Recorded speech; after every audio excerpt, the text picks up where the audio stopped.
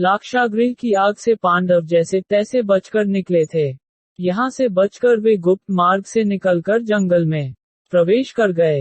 इस जंगल में भटकते हुए जब वे लाक्षागृह और कौरवों के राज्य की सीमा से बहुत दूर निकल गए और स्वयं को सुरक्षित महसूस करने लगे, तो उन्होंने कुछ देर जंगल में ही विश्राम करने का निर्णय लिया। वन में भटकते भटकते रात हो गई और महारानी कुंती और सभी पांडव रात होने पर जंगल में ही सो गए।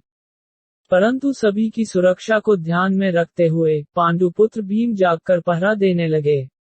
जिस जंगल में महारानी कुंती और सभी पांडव प्रवेश कर गए थे और विश्राम कर रहे थे, वह एक मायावी वन था। इस वन में राक्षसों का राज था और राक्षसों के राजा हिडिंब ने इस पूरे वन में अपनी माया का जाल बिछा रखा था। ये सभी राक्षस नरभक्षी थे, अर्थात वे भोजन के रूप में मनुष्यों को खाते थे।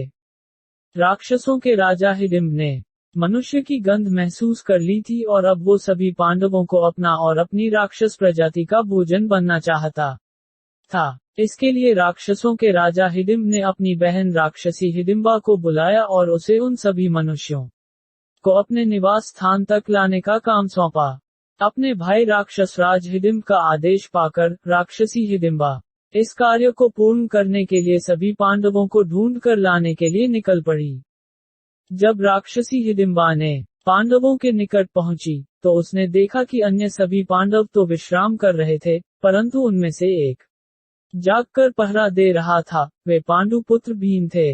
राक्षसी हिडिंबा भीम को देखते ही उन पर मुग्ध हो गई और उनसे प्रेम करने लगी। जैसे ही राक्षसी हिडिंबा ने भीम को देखा तो वे उनसे प्रेम करने लगी और सुंदर सा रूप धारण कर उनके समीप जाकर उनसे विवाह करने की बात रखी और इसी के साथ वे अपने असली रूप में आ गई।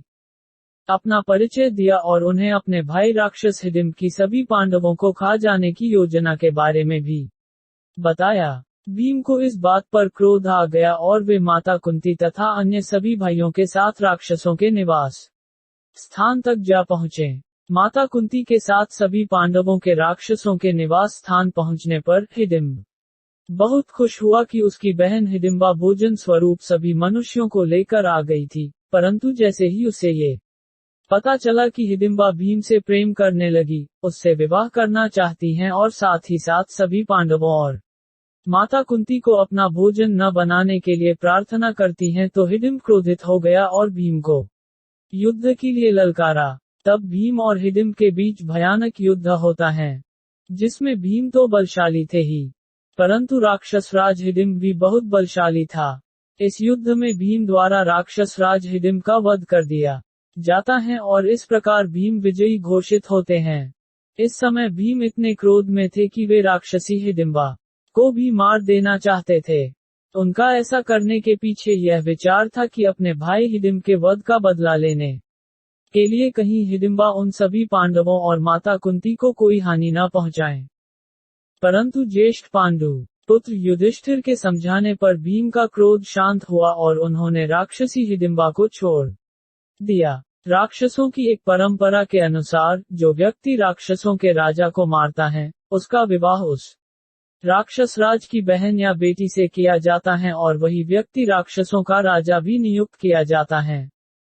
ऐसी बात जब माता कुंती और पांडवों को बताई गई और भीम और हिडिंबा के विवाह का प्रस्ताव रखा गया, तो माता कुंती और भीम ने इसे अस्वीकार कर दिया। इस विवाह को अस्वीकार करने के पीछे यह कारण था कि हिडिंबा और भीम दोनों ही अलग अलग प्रजातियों से संबंध रखते थे, एक मनुष्य था तो दूसरी राक्षसी। इसी के साथ दूसरा कारण ये था कि माता कुंती के साथ सभी पांडवों ने अपने वनवास का कारण बताया और इस प्रकार विवाह करके उस स्थान पर रुक जाने में अपनी असमर्थता जताई।